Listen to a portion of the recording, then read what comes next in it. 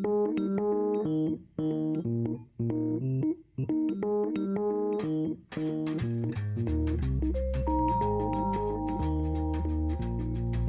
Yeni, kita juga tahu bahwa Mbak Yeni sebagai orang muda ya, sekarang juga masih berjiwa muda, suka gaul dong pasti ya. Catatan kita sih Mbak Yeni tuh bergaul sama budayawan, sampai selebriti, banyak kalangan.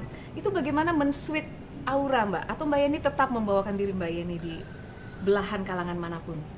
Saya nyontoh Gus Dur aja. Beliau Oke. kan bisa diterima oleh semua kalangan. Kenapa? Karena beliau bersikap apa adanya. Menjadi diri sendiri. Menjadi diri sendiri dan rileks, santai, nggak usah sok jaim lah.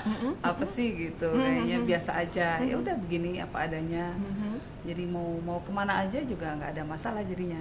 Padahal politik itu identik sama jaim sebetulnya. Iya, cuma ada sampai pada satu taraf kan kita juga nggak bisa jaim-jaim banget gitu. Dalam artian kalau mau jaim dari awal, kita akan harus terus mempertahankan jaim itu, malah capek. Dan masyarakat udah pinter ya Mbak Iya. ya, sudah bisa membedakan mana yang jaim dan mana yang Betul. tidak. Tapi suka dugem nggak nih? Kalau dulu-dulu ya. Kalau sekarang paling sama suami ini ya nonton, makan gitu. Suka Nggak pergi tahan malam asap gitu rokok. atau denger musik? Suka. Dengar musik dulu. Iya. Dulu kalau sekarang sama suami main gitar, ya ada teman-temannya pada datang ke rumah. Oke. Lebih ke arah gitu ya. Oke. Kalau sekarang kalau keluar tuh apa ya? Karena kebetulan saya sama suami mungkin dasarnya memang orang rumahan. Jadi ketika udah ketemu komunitasnya, klub mendingan di rumah. Dan soal hobi menulis Mbak Yeni ya, pernah bekerja di The Sydney Morning Herald ya, dan bahkan pernah mendapatkan The Australia's Premier Journalistic Award ya. Itu kan sebuah penghargaan yang luar biasa. Nah, menulis masih jadi kerinduan nggak sampai sekarang? Kerinduan sangat, Mbak. Iya, Sangat rindu. Cuma kemudian waktunya yang nggak ada. Kadang-kadang mungkin memang menjadi seorang penulis harus ditekuni sebagai sebuah profesi. Artinya harus ada disiplin. Ada deadline? Ada deadline, ada disiplin diri untuk terus menulis kan gitu. Kadang-kadang banyak penulis yang patah arang di tengah jalan karena nggak mau disiplin itu. Sama seperti atlet sebetulnya. Iya. Nah, saya termasuk kategori yang belum apa-apa udah, aduh, sudah terbawa dengan kesibukan yang lain. Iya. Jadi tengah-tengah nulis, baru misalnya udah dapat berapa ribu kata, terus ditinggal. Jadi banyak tuh ya naskah yang nasibnya tak tentu Banyak arah ya sekali, di Mbak. laptop. Sudah dimulai, udah ini segala macam idenya udah ada. Iya. Tahu-tahu kan biasanya nulis kan proses ya Iya. beberapa jam. Ditinggal dulu tidur atau apa, besok pagi ada kesibukan lain lupa, ya sudah. Padahal wassalam. seorang Yeni Wahid kalau melahirkan buku pasti luar biasa sebetulnya ya. Ayo saya semangat nih. Ayo, Mbak. Sama Oke Mbak, hal tergila apa dalam hidup yang pernah Mbak Yeni lakukan?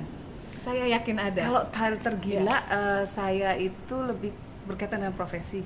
Terus terang berkaitan dengan profesi ketika saya jadi wartawan itu, ketika saya liputan di tim-tim misalnya gitu ya, itu betul-betul kalau sekarang disuruh ngelakuin itu belum tentu mau lagi. Itu tahun 2000 mungkin ya? Itu tahun 97 sampai 99, Mbak. Oke. Dan di situ kemungkinan untuk mungkin kehilangan nyawa itu besar sekali. Cuma sekali ya. waktu umur segitu nggak dipikir, terus pernah ada terperangkap dalam proses baku tembak antara kelompok pro kemerdekaan sama pro integrasi. Itu menjelang referendum ya? Menjelang referendum dan setelah referendum. Iya, itu saya sangat pernah gawat. terperangkap dengan teman, ada wartawan CNN gitu, kita Iya. perlu lari, ada orang tembak-tembakan di sekeliling kita, kayak gitu-gitu. Iya, iya. Kemudian ketika proses reformasi saya meliput, kemudian sempat juga menjadi korban intimidasi, nggak tahu lah ada pria berseragam instansi tertentu yang menodongkan kepala ke jidat, Wow, luar biasa. menodongkan pistol ke jidat saya. Seharusnya gitu. jadi satu Kayak buku gitu-gitu. itu Mbak Yeni. Ya, kayak gitu-gitu. Itu hal tergila yang pernah saya lakukan. Iya, Saya kalau merasa- dalam gaul katanya jago salsa. dulu Mbak,